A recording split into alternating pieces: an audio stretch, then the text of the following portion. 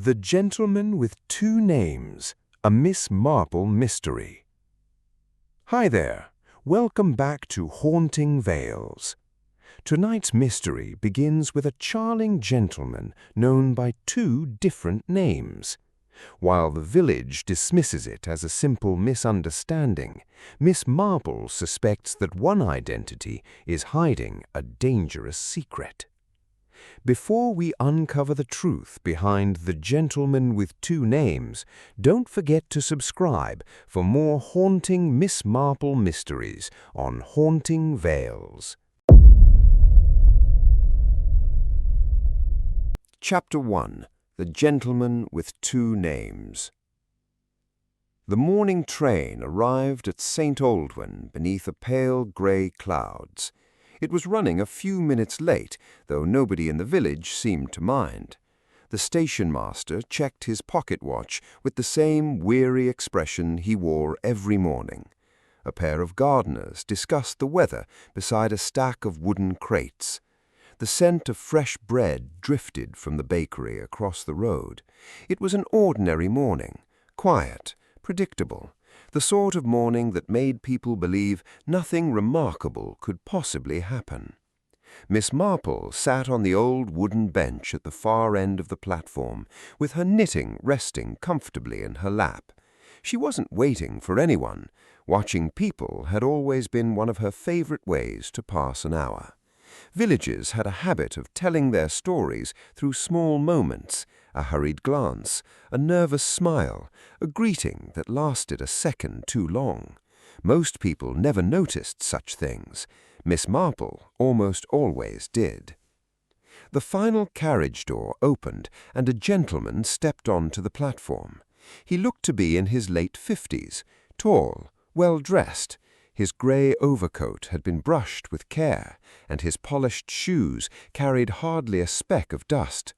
He held a small leather case in one hand and a walking stick in the other. There was nothing especially striking about him. He looked exactly like the sort of respectable visitor any English village might expect, yet there was something oddly measured about the way he moved, as though every step had been practiced before he arrived. The porter hurried over with a cheerful grin. "Good morning, Mr. Arthur Bennett. Welcome back. It's been many years." The gentleman returned a pleasant smile and shook the porter's hand. "Thank you. It's good to see the village again. Some places hardly seem to change at all." His voice was calm and friendly, a little too calm, Miss Marple thought. People returning after many years usually showed surprise or warmth. This man sounded as though he were reading from a script he had repeated many times before. Before the porter could answer, an elderly lady crossing the platform suddenly stopped. A shopping basket slipped against her arm as she stared at the gentleman with growing confusion. "I'm terribly sorry, but haven't we met before? I could have sworn your name was Edward Ashcombe." The smile disappeared from the gentleman's face, only for a heartbeat, then it returned as though nothing had happened. "I'm afraid you've mistaken me for someone else. It happens now and then." The lady looked uncertain. "Perhaps. Still, you look exactly like him. I'm often told that." His answer was polite enough. Even so, the conversation ended rather quickly. The gentleman tipped his hat, thanked the porter once more, and walked towards the waiting taxi outside the station. Most people thought nothing more of it. The porter returned to his work. The lady continued towards the village shops, shaking her head in quiet confusion.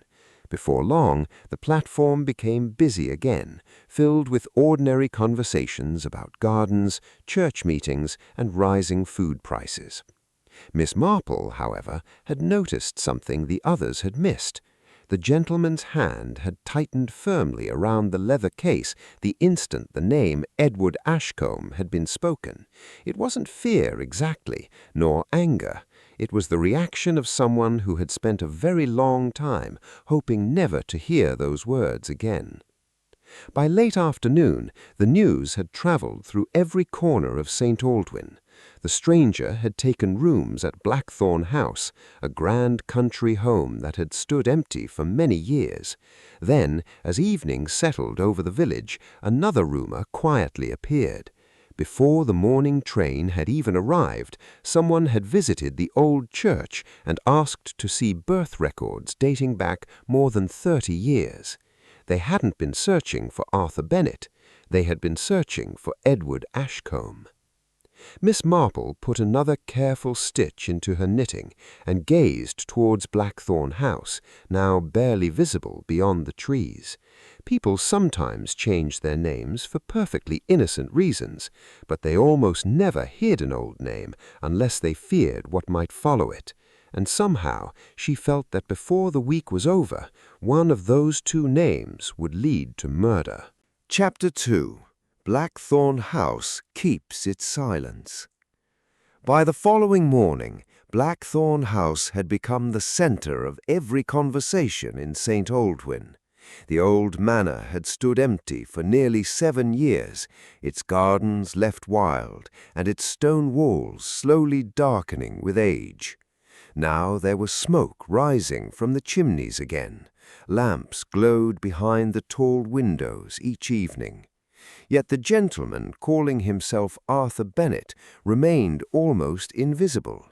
He left the house only when necessary, always carrying the same worn leather case.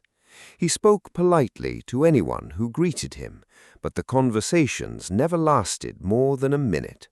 Then he would disappear behind the heavy front door once again. Miss Marple couldn't help noticing the pattern.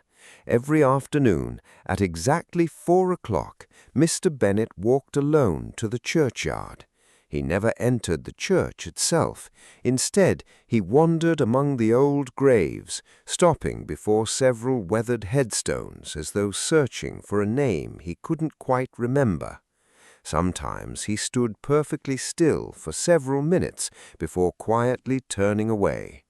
Whatever he had come back to St. Aldwyn for, it clearly wasn't a holiday. The inspector laughed when Miss Marple mentioned it. "He's an elderly gentleman with memories," Inspector Harris said. "People become sentimental as they grow older." Miss Marple smiled gently. "Some do. Others become frightened." The inspector chuckled and tipped his hat before walking away. He had never cared much for puzzles until they became crimes. That evening, heavy rain swept across the village. Blackthorn House disappeared behind sheets of water and rolling mist. Several neighbors later admitted they had seen a light burning in the library long after midnight. One woman claimed she heard raised voices carried across the wind.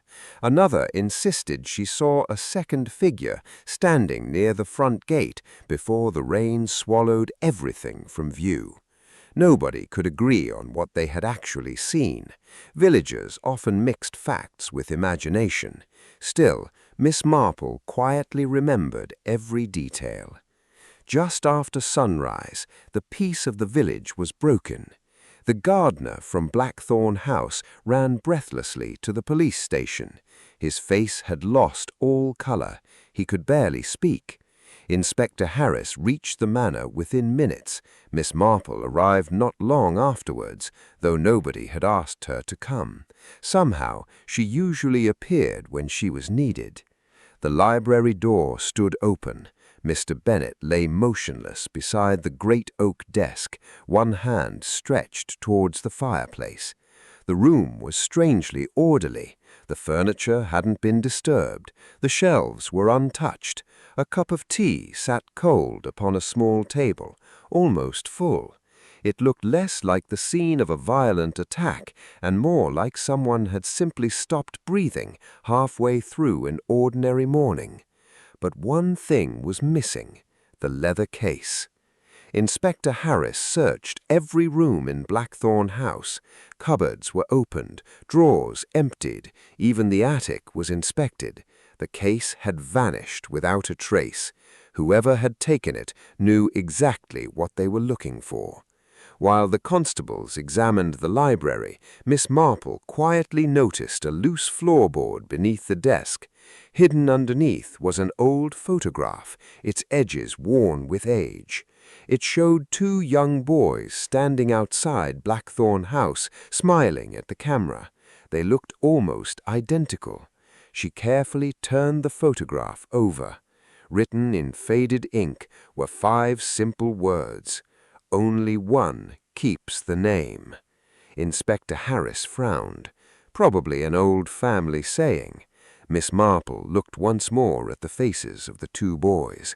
Then she looked towards the empty space where the leather case should have been. "No," she said softly. "I believe someone has spent many years pretending to be the wrong boy." Outside, the rain finally stopped. Across the village, the church bell began to ring, slow, steady, as though it already knew another secret was waiting to be buried. Chapter 3. The Name That Belonged to a Killer. The village gathered inside the drawing room of Blackthorn House the following evening. Inspector Harris believed the killer had to be someone who knew exactly what had been hidden inside the missing leather case. Every person connected with the house stood quietly beneath the tall windows. The gardener, the housekeeper, the village solicitor, even the elderly woman who had recognized the stranger at the station. Miss Marple sat near the fireplace with her knitting resting peacefully in her hands, saying almost nothing. At last she looked up. "I don't believe Arthur Bennett was ever Arthur Bennett," she said gently. "Nor do I believe he was Edward Ashcombe." The room fell silent. Miss Marple explained that the photograph of the two boys had revealed the truth. Many years earlier, 2 children had been raised together at Blackthorn House after a family tragedy. One inherited the Ashcombe name, the other did not. As the years passed, one of them disappeared, and the survivor quietly began living under another identity. He thought changing his name would hide an old mistake forever. It almost did. "But someone else knew the truth," Miss Marple continued. "The leather case contained the original birth records, proof of who each boy really was. Whoever stole those papers wasn't protecting a family secret, they were protecting themselves." Her eyes settled on the village solicitor. His face turned pale. For several long seconds nobody spoke. Then the solicitor removed a folded bundle of papers from inside his coat, the missing birth records. He let out a tired sigh that carried the weight of 30 years. "I couldn't let the truth come out," he admitted quietly. "My father changed those records after the accident. We believed we were saving the family's good name. When Mr. Bennett returned, he found the evidence. He was going to expose everything. I begged him to stay silent. He refused." Inspector Harris stepped forward as the solicitor lowered his head. This time there was no argument, no denial, only regret.